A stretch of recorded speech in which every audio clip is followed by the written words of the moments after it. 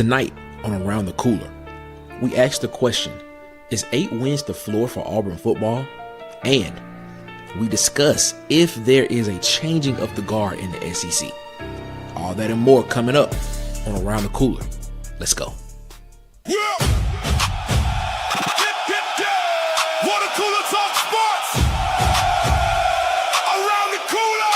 Saturday nights. Yeah, you know the deal. SEC pride. Yeah, we keep it real. From the plains to the grove, everybody knows it's Around the Cooler. We talk that score.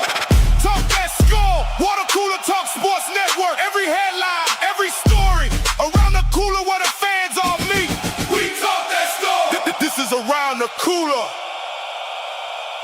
Only on Water Cooler Talk Sports Network.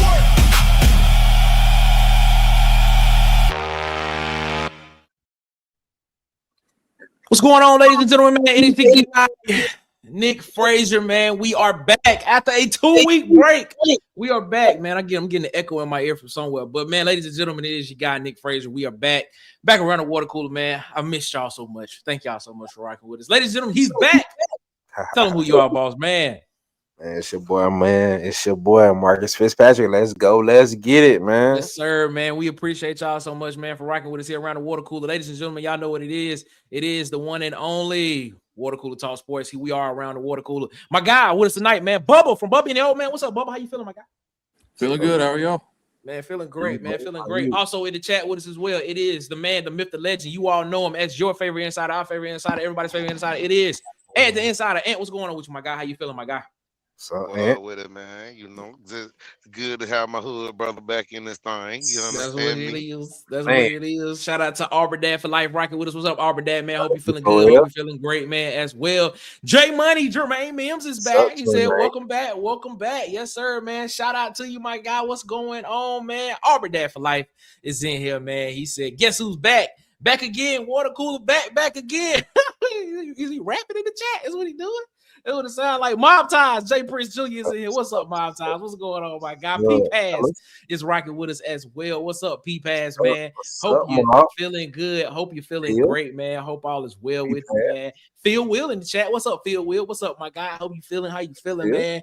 Big Sarge in the chat said we back around the water cooler. Y'all know what it is. Let's go. Let's get into the words of Marcus Fitzpatrick. Ladies and gentlemen, let's get into this content. Let's get into this discussion tonight, man. Auburn. 8 wins or bust, man. There is a lot of talk. There's a lot of talk going around saying that Auburn football has to win 8 games this season with this coaching staff, this new coaching staff, this new quarterback, new offensive line, new receivers, new running back room, pretty much the same defense, but you got some new guys there on the corners and everything. A lot of chatter saying that Auburn football has to win 8 games is what the floor is for a lot of people. I'm going to start with Marcus on this one, man. Marcus, do you agree with that or not? After being away for a while, I've been looking at Auburn football from a distance. Okay. Recruiting. And looking at recruiting, I would say yes. Whoa. Just to keep the buzz around how hot recruiting is for Auburn right now.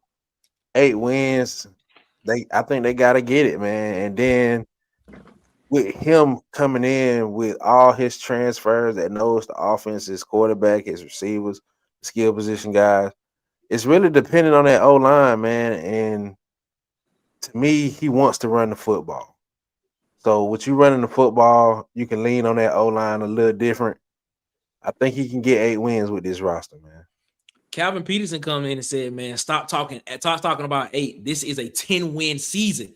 Is what he said. That's what he said. This is a 10-win season is what he's saying, man. So I'm trying to get on that level, man. Bubba, help me get there. Should I get there or should I not?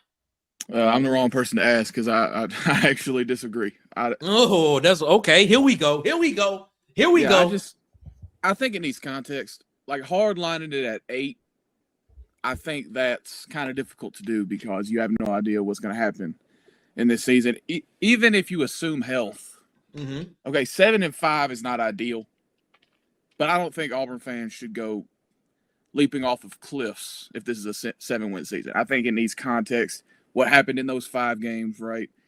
But overall, I think 8 wins is a good bar to set, but I don't think it's like this is our floor. Because I think saying that that's the floor that just sets unrealistic expectations because honestly, the floor for this team could get as low as 5 wins, 4 wins. I agree realistically. Mm-hmm. So I think 8. The idea of 8 wins, like I think that's where the bar should be set. 7 wins would be a subpar season, but I think saying anything under 8 wins is going to be a major issue. I don't think that way. I've said it personally. I said my floor for Auburn this year is 6-6. I think Auburn, the floor for what Auburn could be is a 500 team this year, 6-6. I think the ceiling for them at the top, I believe, is a 9-3 season. I think for Auburn, I think 9 wins is the ceiling for where Auburn needs to be. And I mean, there have been a lot of people saying, man, this Auburn team has to win 8 games. 8 games is the floor. They always mention the fact that Byrum Brown is coming over with Golish and Joel Gordon. They're talking about how the receiving core has continuity with this quarterback. They're talking about this quarterback has been in this system for 2 years. He was a 3,000, 1,000 yard guy at USF last year. They are saying that 8 is the floor for this team and the way that this schedule is set up that they need to hit that. Do you agree with that or not, Ant?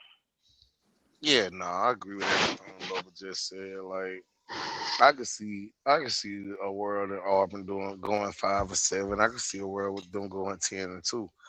The thing that everybody keeps bringing up is, oh, he should win 8 because of Byrum Brown and how he pushed everybody out to get his guys in here. Let me make this elite tape for people that don't understand football. Games are won and lost in the trenches. If your O-line isn't that good, you're not going to win that many games.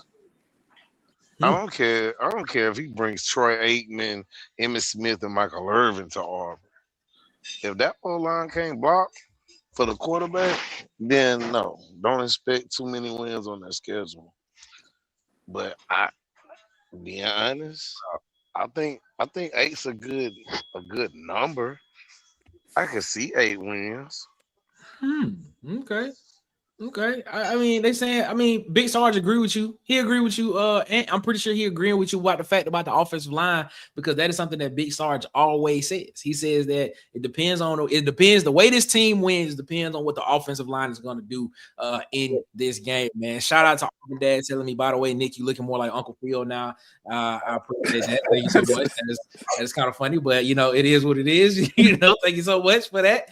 Maltai says bringing in a 1-year rental at quarterback, you got to win 7 at least. That's my thing, though. All right, so here's the question I have to ask. Here's the question I want to ask y'all. That's not fair. Why is it that this coach and this coaching coordinator on the offensive side of football, there is so much pressure on them to get to 8 wins, when if there was not a coach and a coaching quarterback and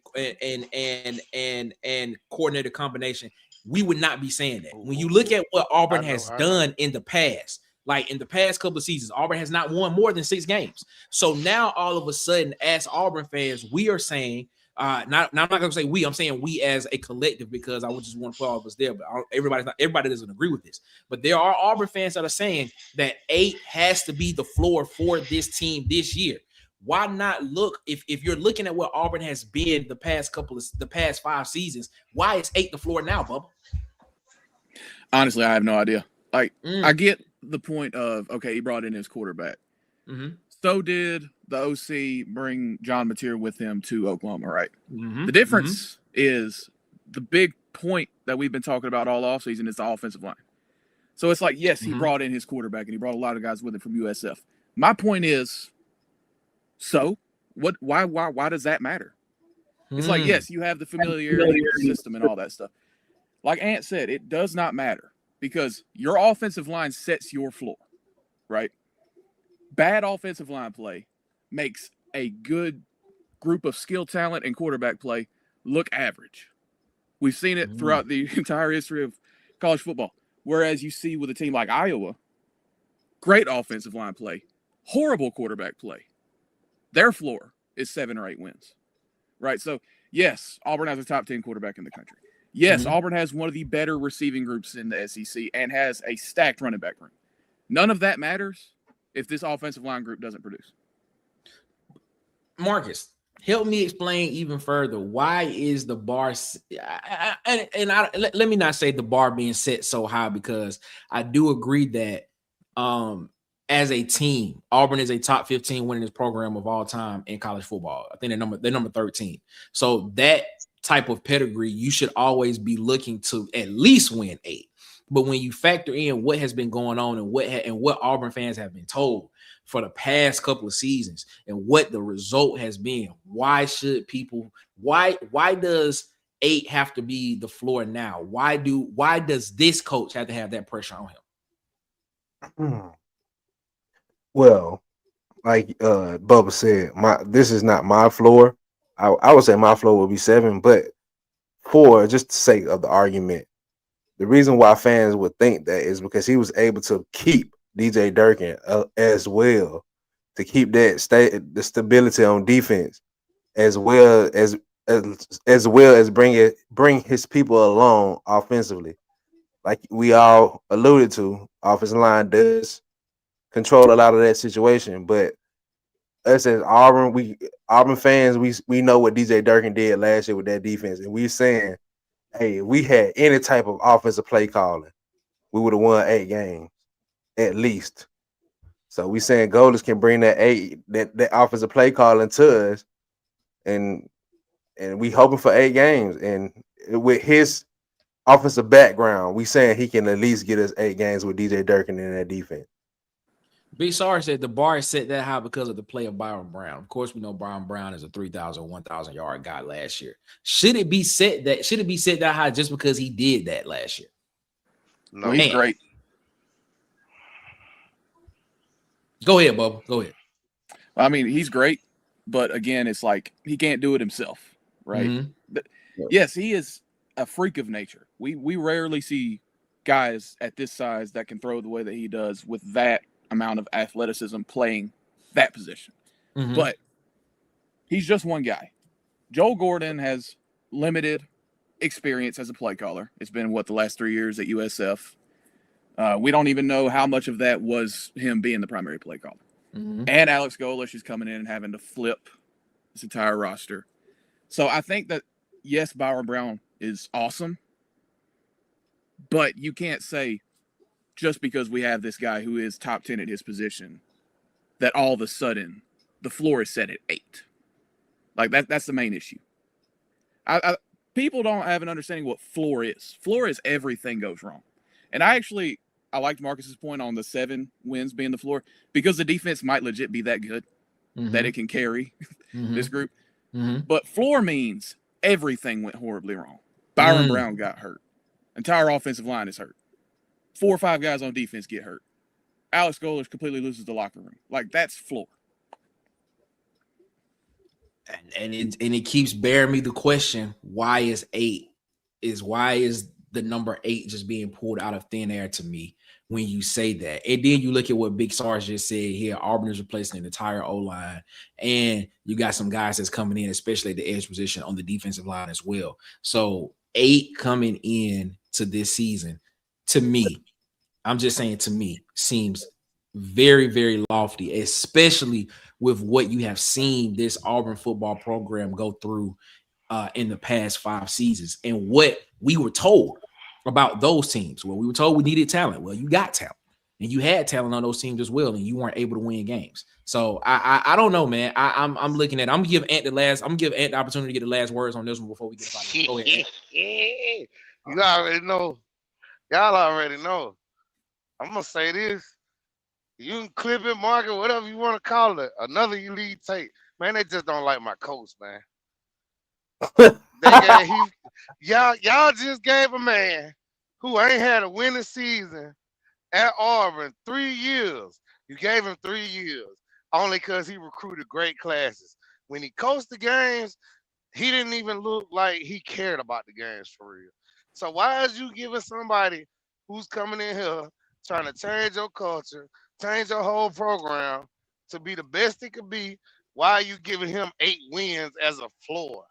That doesn't make any sense to me, especially if you had to replace the whole line. Like, welcome to being an Auburn fan. That's what we do, sir.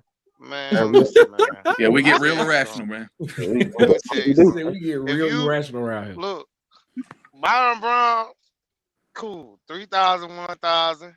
That's great. But if that line don't stand tall, Byrum Brown might not even throw 1,500 yards. Whoo, man. Don't say that, bro. We do not want to have that conversation, but it is what it is. I agree with this take right here by P-Pass. He said starting off 4-0 is vital. That Tennessee game is going to define the season. I agree with that. I think that Auburn fans, I'm gonna be honest with you. This is my take, and we're gonna get out of here. I think as Auburn fans, we need to look at pivotal games in this season as games to where that can tell us exactly what this program is looking like. I don't think we should be setting a win total of what this team should be. Because there's a lot that has changed on this team, and there's a lot of mentality shift that has to happen in this program as well. So yeah, I agree with that. I think we need to be looking at pivotal games on this schedule. Beat the teams that you should beat. Beat the teams that you should beat, and then the teams that you are somewhat comparable to, go play a game. Coach a great game, have a great game plan, and make sure you put those guys in position to play great football.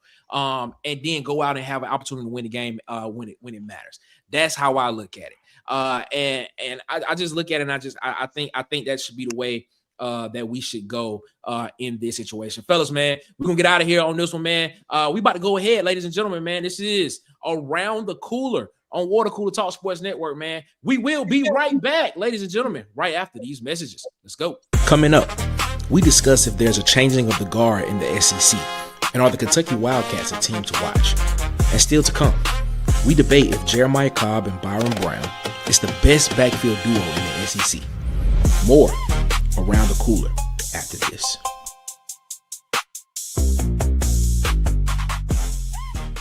Game day starts with great food. At Adeline's by Chef Country, we bring championship flavor to every plate. From slow-smoked ribs to barbecue favorites, feeding the family or the tailgate, make Adeline's your first stop before kickoff.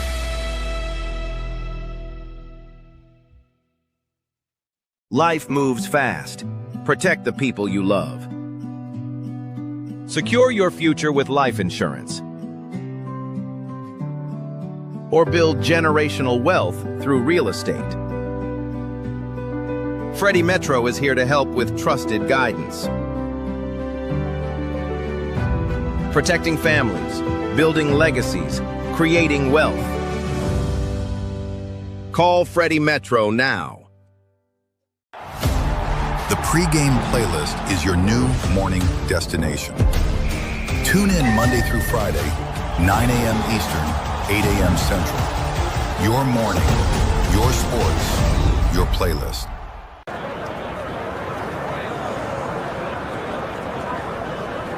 Subscribe to these YouTube channels. You won't regret it. Yo, man, welcome back to Around the Cooler, man. Hey, man, we back, man. Changing of the guard in the SEC. Is Alabama, is Georgia, are those teams falling off? And is Kentucky a team to watch? Kentucky has been climbing the ranks in recruiting. Right now, Kentucky sits in the middle of recruiting in the SEC rankings. I think they sit somewhere right at number 9 in that situation. You got Will Stein doing a great job there, getting guys there, getting 4 stars, getting highly rated 3 stars, and they are spending money to get guys there. You look at the bottom of the list, you see Alabama, Mississippi State, South Carolina, Tennessee, Arkansas. You see those teams there, man. And when you look at this list and you talk about how recruiting actually correlates to how teams will play and how teams will be successful moving forward in the seasons, I asked this question, man. Is there a changing of the guard in the SEC when you take a look at what is happening with recruiting, especially when you look at a team like Kentucky, who is a middle of the pack team in recruiting and spending money and getting some highly rated recruits in the portal? And I'm gonna start with you. I believe there is a big changing of the guard finna happen.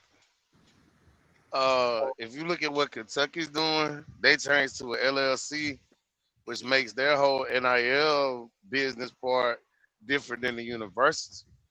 So you might as well say it's its own entity now. I think that's a great model. I think you'll have a whole bunch of more teams trying to do that just to compete with the Texases and A&Ms of the SEC. And I think Auburn needs to jump on board because they can actually benefit from this change.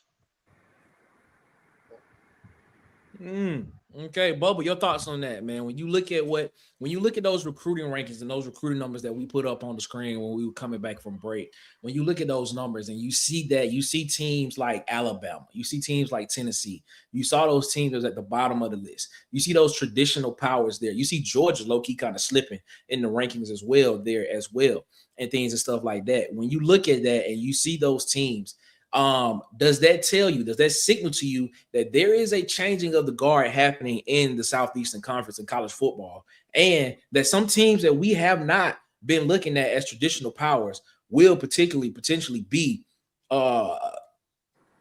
contenders in this conference in the next 2 to 3 seasons? What's your thoughts on that?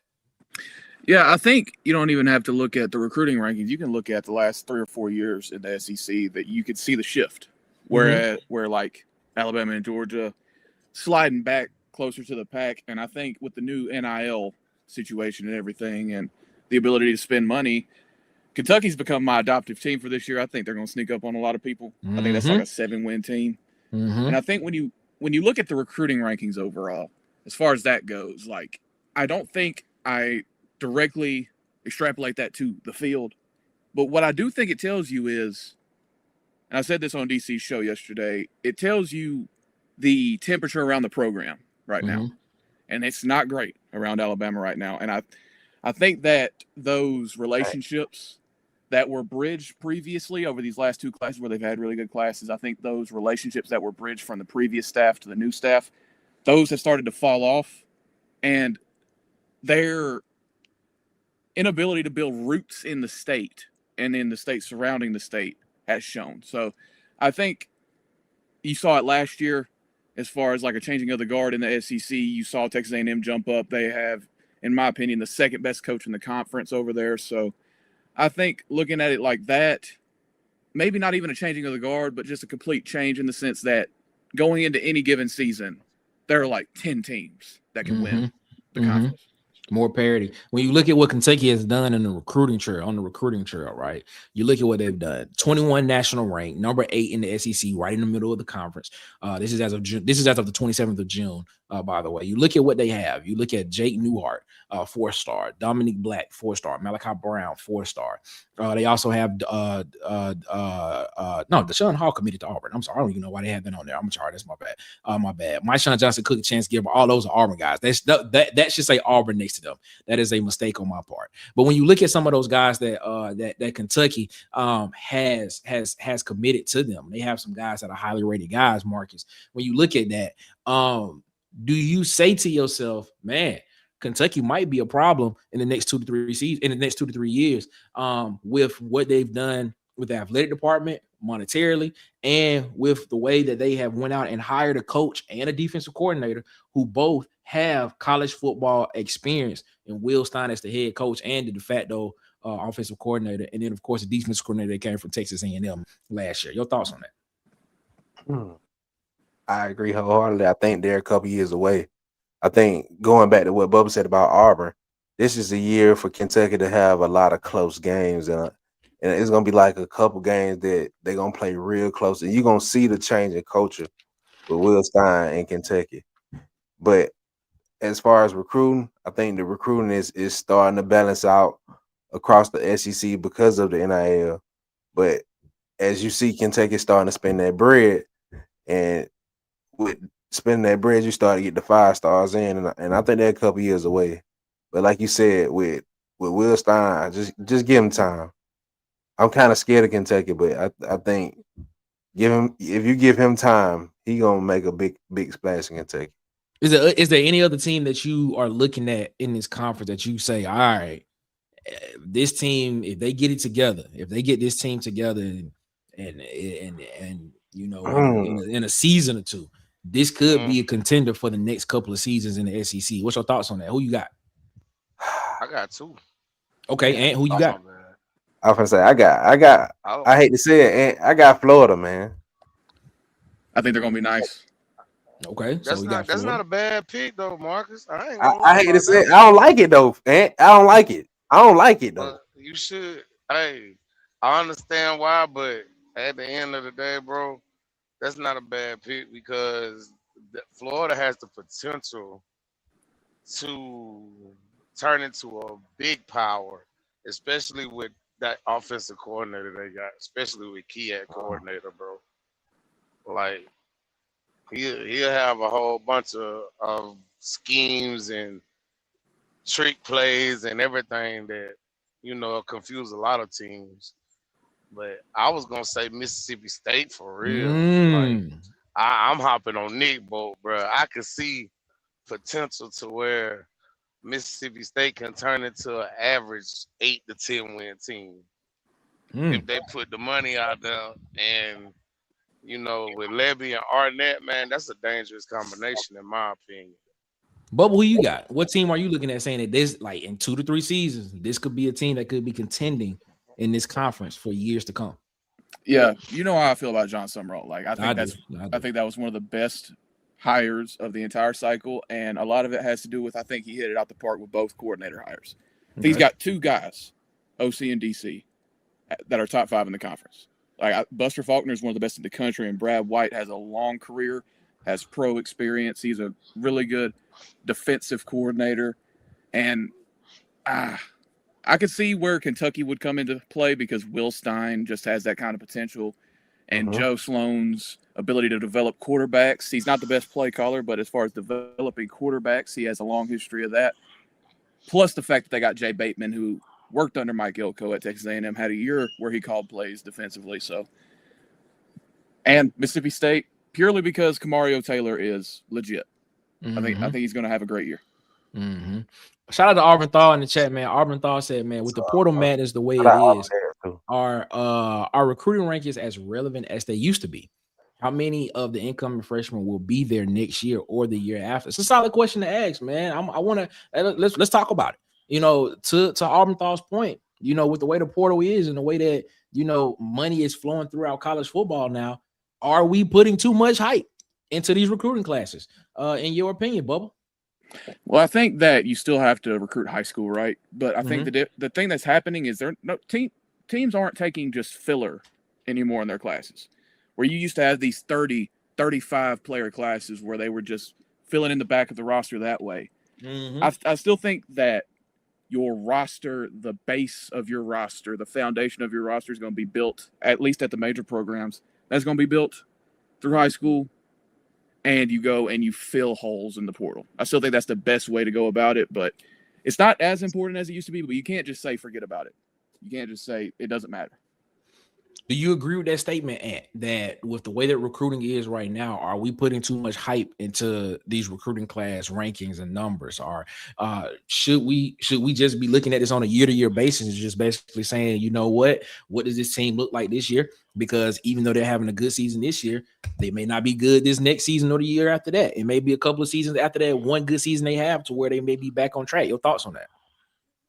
I mean, you can look at the model. You can look at Lane Kiffin versus Dabo for that. I mean, it's happening in real time.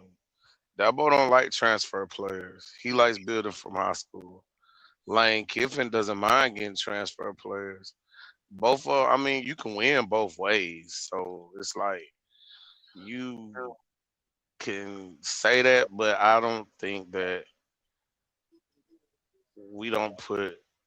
I don't think that's true. Because as far as like high school go, y'all know how I feel about star rating. That star rating is overrated anyway.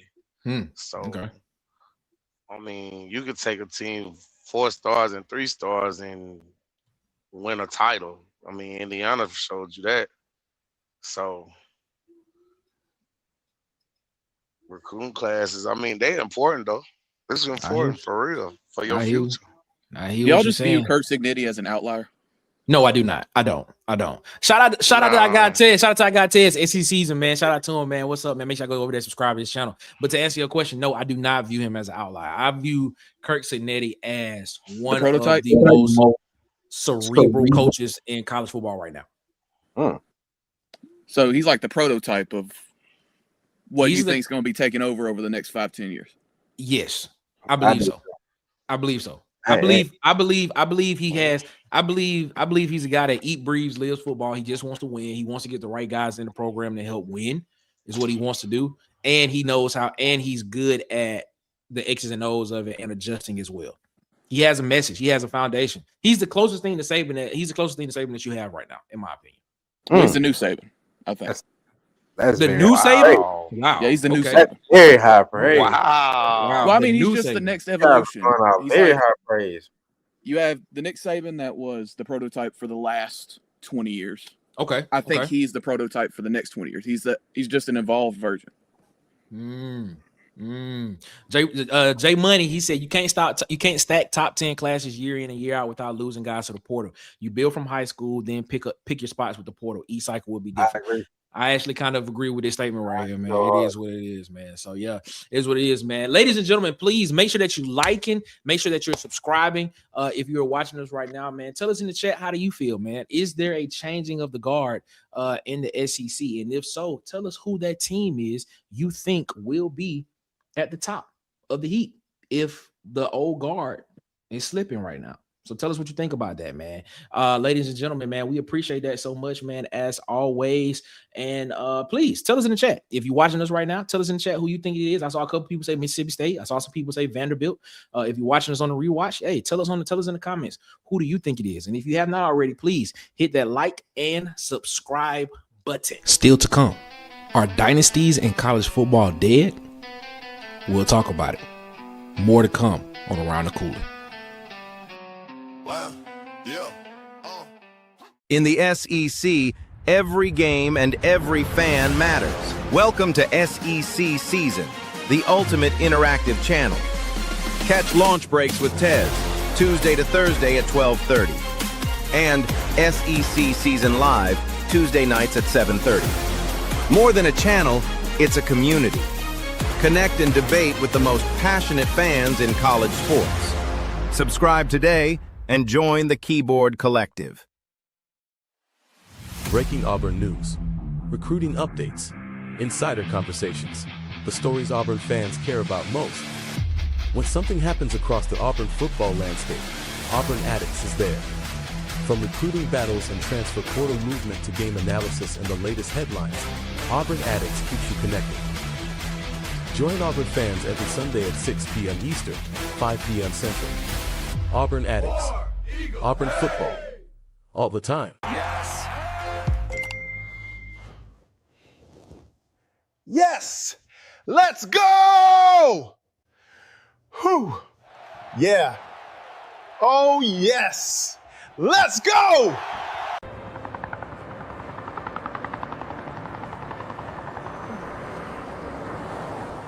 Follow Water Cooler Talk Sports on social media. Byrum Brown, 1,000 yard passer last year at 3,000 yard passer, 1,000 yard rush at USF last year. Will be in the backfield. Will be Auburn starting quarterback as well this year. And then, of course, Jeremiah Cobb is coming back as well, man, on this team. Had 11 starts last year, just under 1,000 yards rushing.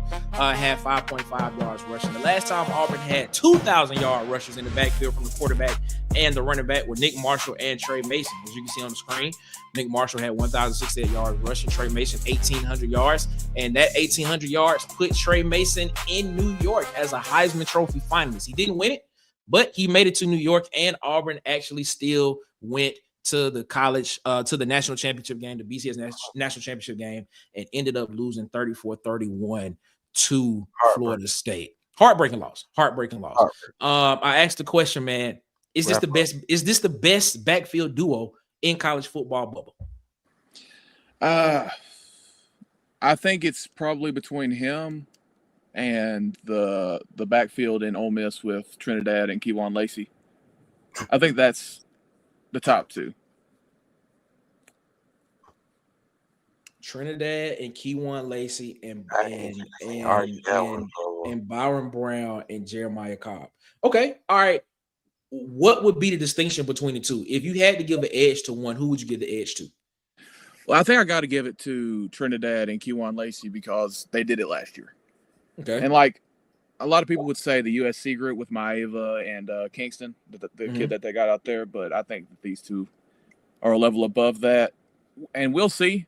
I think Trinidad's also proven to be a high-level passer in the SEC also.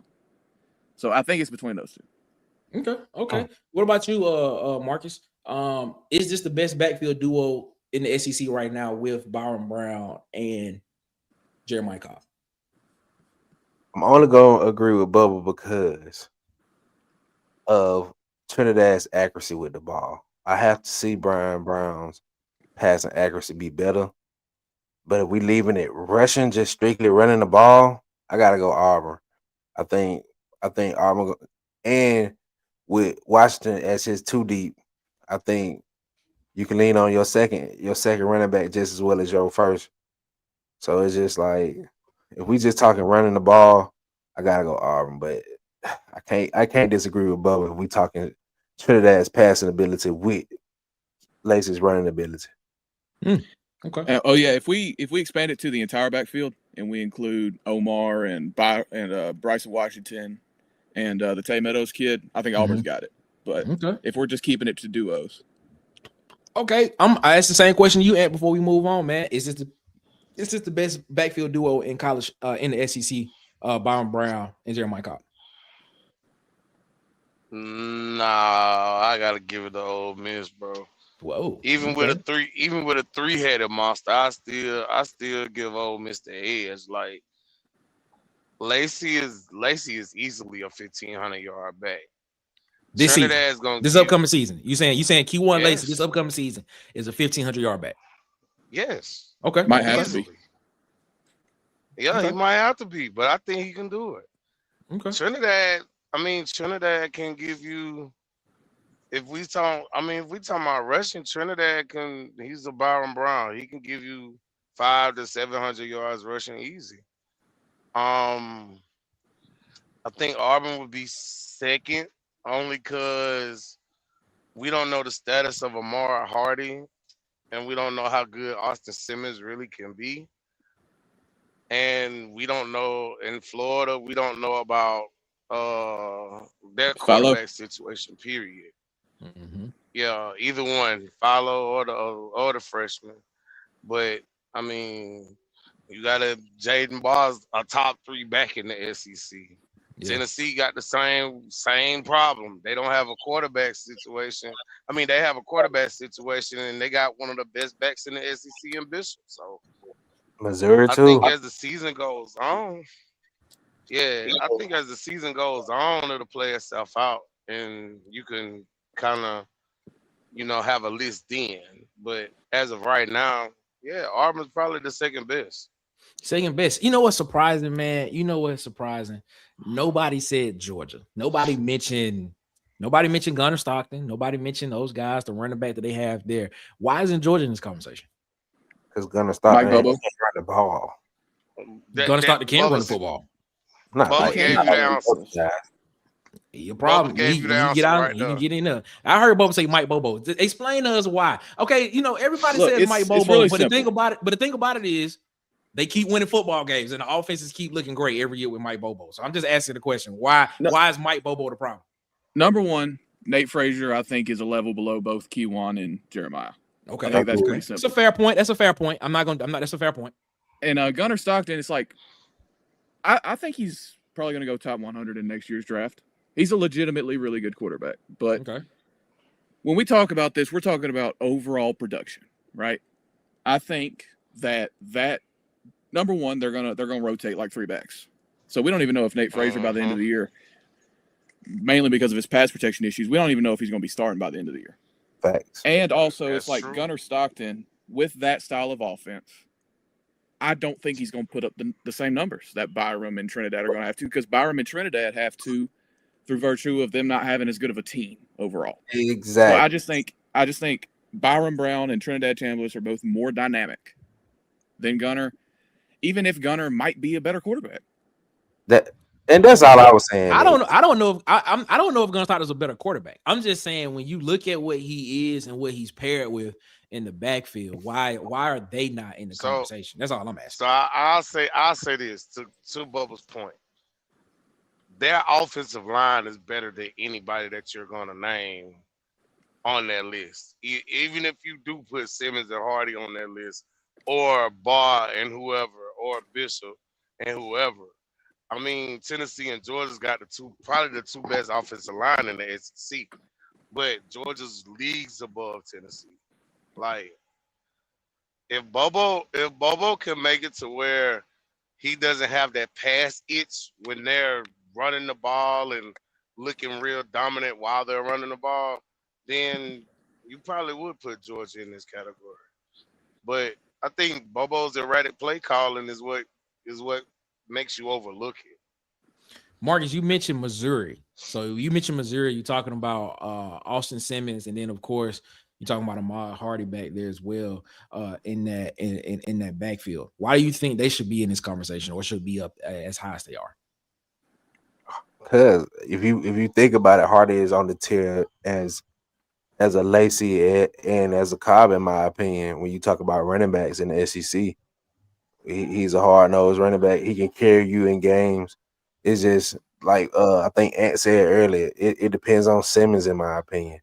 Can Simmons come in and give you that productivity that you hope he can? Do you agree with that, Bob? I think it's just numbers. I think the reason that we didn't bring him up is just numbers. Okay. Like Austin Simmons, well, I mean, Ahmad Hardy might win this by himself because I think he's the best back. Yeah. He carries your games by himself, bro. Like, he didn't do it. And Austin Simmons, with him, it's just turnover issues, and the style of offense they play is heavily reliant on they're going to run wide zone 7 straight times. Yep, they surely are. And then they're going to run boot off of it. So he's just not going to have the numbers, I think, to be in this conversation. So stated before, man, the last time Auburn had 2,000-yard rushers in the backfield, 2013, Nick Marshall, 1,068 yards, Trey Mason, 1,816 yards. Do we see that on the Plains this year? Do we see another 2013 season in potentially a Byrum Brown and a Jeremiah Cobb in that same vein? Or is that something that we could potentially see? I'm not saying that one of them will have 1,800 yards, but could we see 2,000-yard guys in the backfield? Start with you on that one, Ant. No. I think the depth at running back is going to spread your numbers out.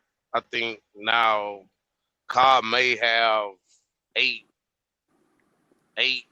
9 to 950. He might put up big numbers on, he busted a 30-yard run here, 60-yard run there, but as far as getting 1,000, I think the running back room too spread out for that. You agree with that, Bubba? Do you think that we see 2,000-yard rushers in the backfield for Auburn this year? Calvin Peterson says yes. He says we will see 2 1,000-yard guys in the backfield this year for Auburn. Do you agree with that? I think it's possible, and I've said it before. I think Byrum Brown actually ends up leading the team in rush attempts. Okay, every time they get in short yardage, rush attempts, not rushing yards, but rush attempts. Rush attempts, because every time they get in short yardage, they're just going to line up in heavy set and they're going to run Q power or Q count. But I think it's possible because Cobb's that explosive. But I think if he does that, it's going to be like 6.5 or 7 yards a carry because they will spread out the attempts a decent amount. Okay. Marcus, do we see a 2013 season again in the backfield of Auburn? I think we do. Well, I ain't gonna say win wise. I think like the way the offense will be set up. I'm asking, will we see a quarterback and running back, Byrum Brown, Jeremiah Cobb, or it could be Byrum Brown and somebody else? I just use Jeremiah Cobb because he is slotted to be the starter. Do you think we see a quarterback and a running back in this offense at Auburn both have 1,000 yards rushing? I definitely think it's a possibility. I definitely think we will probably see it because it's going to come a time where I think Golders is going to lean on Brian Brown's legs more than his arm to get him out of situations. And like I'm agreeing with a lot of what Bubba's saying tonight. You're gonna see a lot of more attempts from Brown in clutch situations instead of passing attempts to get him out of situation. Mm-hmm. Mm-hmm. So, and I think you alluded to it when you went to see the spring game. You were like, if he could have tucked the ball and ran in those situations, those would have been big games versus him having to pass the ball. Mm-hmm. Yeah. So it's just, I think we're gonna see a lot of that in real time in live action. A lot of plays breaking down that's gonna get both of them 1,000 yards. Auburn Thought asked a question: how much would a coaching staff change affect the Ole Miss backfield? Though this is the question. This has been a question, and I'm gonna say this: I don't think it affects it at all. I mean, what you gotta understand is John David Baker was on that staff with Kiffin and with Charlie Weiss about 2 years ago before he left. So he was on that staff. I don't think there would be much change to what you would see offensively. And if anything, they're gonna go faster. Yeah, they're gonna go faster. I agree with that. You know, when you go and get Jonte Cook from Syracuse, who was at Texas before that, a guy that's athletic and that can stretch the field as a wide receiver. I mean, I think Ole Miss offensively, you won't see a step back at all. And I think people don't honestly understand that the offensive coordinator that's there now was on the offensive staff with Kiffin and Charlie Weiss Jr. when they were there, like in year 3 when he was there. He was there with them for at least 2 seasons. So I don't see any drop off from what Ole Miss can do offensively. I think Ole Miss is just gonna be fine this year. I think Ole Miss is gonna be a team. Yeah, John David Baker, he's a big riser in the coaching community. He's a major riser. And they're going to go at warp speed because that defense is not going to be what it was last year. So I agree with that. But they still got Eccles and Sunterian Perkins there, though. So I'm cool. I think they're going to be fun. They'll be fun. I think their offense might be a little better because of that, because of the addition of the Michigan State running back. Mm-hmm. I mean, Lacey wouldn't have to. He don't have to carry as hard. Possibly could be, fellas. Possibly could be. We have time to talk about it because guess what? The season is literally less than 60 some days away from the season starting. And we will see then exactly what is going to happen. And will it be 2,000 yard rushes in the backfield for Auburn this year, man? Shout out to Calvin Peterson. He said we will have 2 1,000 yard rushes in the backfield, is what he said. Ladies and gentlemen, man, make sure you tune into the pregame Friday, 9 a.m. Eastern, 8 a.m. Central here on Water Cooler Talk Sports. Check us out. Quarterback chatter, passing around stats, water cooler buzz, where the game's at. Grit on my tongue, sweet tea in my veins. Playbook flips, I'm calling out names. Everybody wants to look like a star when they step out, including you. Hollywood Media has you covered, from clean portraits, corporate events, and athletic events. Hollywood Media has you covered. These aren't just pictures. This is your moment. Follow now on TikTok, Instagram, and YouTube at Hollywood_media with 2 A's. Follow on Facebook at Hollywood Media. Feel like the star you are. Game day just got sweeter with DOICH, the delicious, high-protein snack that's plant-based, gluten-free, dairy-free, and low in sugar. Visit DOICHFoods.com and use discount code WCTS for 20% off your order. That's DOICHFoods.com, code WCTS for 20% off.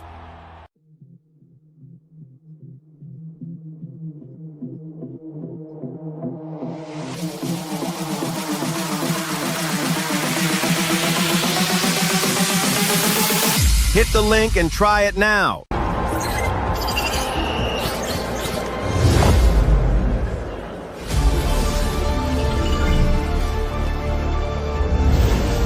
Click the link below to get NordVPN. That's the peace of mind you deserve. Water Cooler Talk Sports, ladies and gentlemen.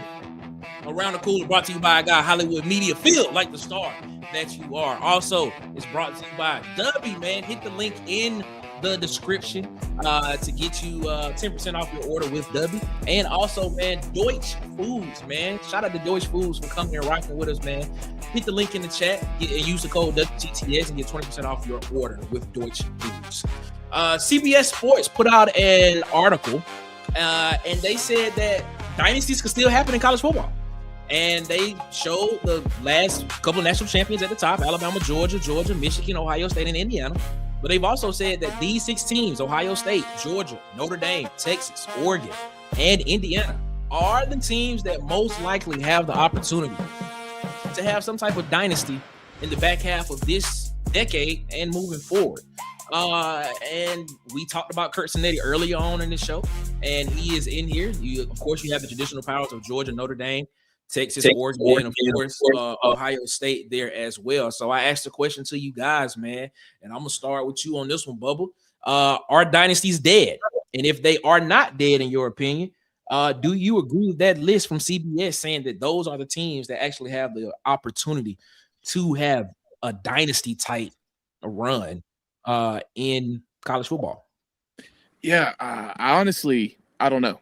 If I had to bet on something, I'd say dynasties are dead, or we have to redefine what dynasty means.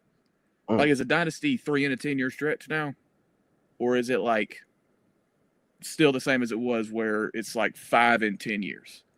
Okay. Because I don't think we're going to get 5 in 10 years. Because like you look at like Texas, I don't think Sark's going to do that. You look at Ohio State, Ryan Day has given me no reason to think he can do that. I think the second best coach in the SEC and arguably in the country is at Texas A&M right now. Okay. We still don't know if he can do that. I mean, he did start 8-0 at Texas A&M a couple years ago and then lose like 5 straight. So I don't know if dynasties are dead, but I know I wouldn't bet on any of those people to start a dynasty. Auburn Thaw said, man, he think dynasties are a thing of the past. Too hard to keep it going with that second wave leaves for playing time instead of waiting their turns. And he put that in quotation marks. Marcus, you agree with that? That's very strong comments. Yes, dynasty probably will, depending on roster retention. But I think going back to what Bubba said, is how we define dynasties moving forward. I think give these people a chance. I think Curt Cinetti could be one of those guys moving forward that builds a dynasty with, because the thing about it is NIL is such a new era. So we had to give these coaches a chance to get used to and how to deal with it, how to maneuver through it. And so now that I think a coach found out a blueprint of how to work the NIL system, I think you can build a dynasty in this situation. It's just, can you be patient? And like Bubba said earlier, are we going to change the way we define dynasty?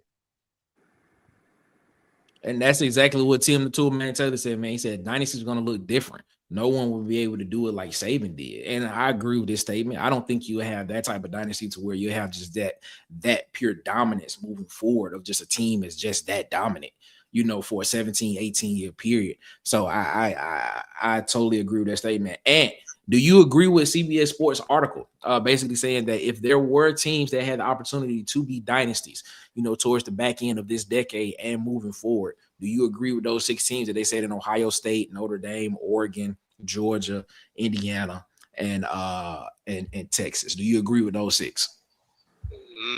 No, I don't. I'd give you 3 of those 6 though. Okay. If I had to say any 3, I would say Indiana, because I believe coaching would keep a team together, and Cignetti's a great coach.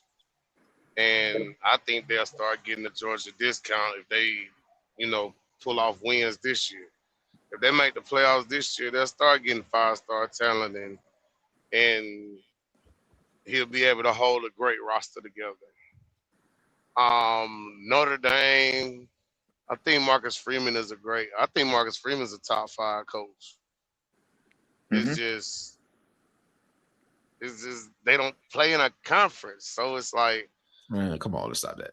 How does the committee? No, I mean, this is what I'm saying, Nick. The committee, and it was proven this year, they don't know how to really put Notre Dame somewhere. You get what I'm saying? Like, you tell them if they win 9 games, 10, then they can beat 10. They win 10 games, they can be in the playoffs. But they did that, and you still kept them out. So it's like, now you're going back on your word. So obviously you don't know how to put them in the playoffs. So I like this comment from Slug. He said, "No one stacking talent like the old days." Like Slim said from The Wire. You know, the thing about the old days is they're the old days. You know what? I like that. I like that comment because it's very true, which actually puts more perspective into what Bubba was saying was how do we define dynasties moving forward and things of that nature? Like, how do we look at them? Like, are we looking at dynasties different? Like, I ask you this question. If Indiana were to win, let's just say this. Let's say in the next, 8 years, if Indiana were to win 2 more national championships, would you consider them a dynasty or just a really good program? That would basically be 10 years of Cignetti. So in a 10-year period, because he was there his first year, they made it to the college football playoff. He won it his second year, and 3 and 10 years. If you saying in the next 8 years he wins 3 more, are you saying that is a dynasty, or are you saying he just had a really good program? So you saying three total? 3 and 10. No, he would win 3 more, which means he would have 4. He basically 40% of his time there. He would 40% of his time at Indiana. He would have won a national championship. Is that a dynasty? I would say that's probably going to be the way we have to look at it moving forward. It depends on who's winning in that era along with him. Okay. Does someone match him as a coach? If not, I guess that's how we going. It's kind of, I don't know. Does he win any back-to-backs in that situation? I don't know. He just wins national championships. He won one last year. He may not win it this year. He may come close. Next year he may win one, and then he may win a couple. I don't know how it looks, but let's just say he just wins 4 in a 10-year period of him being the coach there. Is that a dynasty? Well, that would be a dynasty at that point. Because, it's different sport, different league, but like Tim Duncan, the Spurs dynasty was 5 over 15. Yeah. Right. And that was considered a dynasty. So I think it's like it won't be looked at as dominant, but I think it would actually be more impressive if he got 4 and 10 in this era at his age. He'd be 75 at that point. There you go. Very true. So very true. I think that would be considered a dynasty at that point, but it's going to have to be something that you visit at that point. JaVale said dynasty. JaVale said dynasty had to have back-to-back champions in it to be called a dynasty. Okay. That's what I was saying. Duncan didn't have a dynasty? I disagree with that. But it make it very convincing though, and I would say it does. But okay, so let's just say you always remember the team who win back-to-backs. Got about 1 minute. But let's say this though. If you look at it and just say he does win 3 and 10, but he's in the playoffs at least 8 of those 10. You get what I'm saying? I feel like that would be considered a dynasty. But a dynasty, you got to win some championships in there as well too. Like I agree with Jay Money here. Jay Money said, "Man, dynasty is 3 or more." I'm with that, man. You got to win at least 3 championships to be considered a dynasty, in my opinion. But you also have to sustain success between. Exactly. I agree with that. Right. Yeah, I agree with that. I'm with you on that. So if he just wins 2 and has sustained success, I don't know if we can call that a dynasty, in my opinion. That's what I was saying. If he made the playoffs at least 8 of those 10 years and he wins 3 titles out of that, then I can consider that. Oh, okay. So you added. So you say he did win the 3 titles. Okay. I get you. Yeah. Right, my bad. I misjudged that. Hey man, this was a good discussion about dynasties and what it is. And will we have them? We may just have to look at them differently. I saw Big Sarge said we can't change what dynasties are in the chat. I don't know if I agree with that. I understand what he's saying. Era determines context. That's exactly what I was getting ready to say. I was just getting ready to say that. You know, it is good, man. I saw this early in the chat, man. Auburn Dad said, by the way, off top of my son having 2 years after heart transplant biopsy. So prayers for us tomorrow. All goes well, comes back good. Yes, man. Make sure y'all pray. Keep Auburn Dad and his family in your prayers, man. Make sure that y'all keep them in your prayers and make sure that y'all just say a little prayer for them tonight when you say your prayers and in the morning when you wake up, man. So shout out to Auburn Dad for that, man. Fellas, this has been a great show, man. We appreciate y'all so much for rocking with us here as well, man. We thank y'all so much, man, for continuing to rock with us here as always, man. Bubba, tell them where they can find you at, my guy. Bubba and the Old Man on YouTube and Twitter. And where can they find you, my guy? Water Cooler Talk Sports, SEC season and on the highway. And on Auburn Addicts as well. Also, Mark, what you got to say to people before we get up out of here, my guy? I'm glad to be back, man. Thank y'all so much for everybody who prayed and reached out, man. I'm happy to be back with y'all, man. Yes, sir. Marcus is back, ladies and gentlemen, and he's gonna be on camera all the time too. Yes, shout out to Marcus, man. Is that true, Marcus? Hey, I'm trying to stay to it, boss. I like it, man. I like it, man. As always, ladies and gentlemen, man. You all have a good one. Better yet, y'all have a great one, man. Y'all be blessed. Make sure y'all get the man upstairs above his because he deserves all the praise and all the glory, man. Make sure you tune into the pregame playlist every morning, Monday through Friday, 9 a.m. Eastern, 8 a.m. Central, man.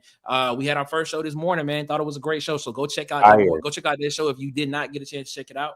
And then just tune in with us tomorrow, man. Tomorrow morning, 9 a.m. Eastern, 8 a.m. Central, for the pregame playlist, man. For Marcus Fitzpatrick, for Bubba and the old man, and for At the Insider, ladies and gentlemen, I am Nick Frazier. This is Around the Cooler, man, and we will see you when we see you, ladies and gentlemen. You all be blessed. You all have a good one. Y'all have a great one. We'll see you on Wednesday for another episode of Around the Cooler here on Water Cooler Talk Sports. Y'all be easy, man. Peace.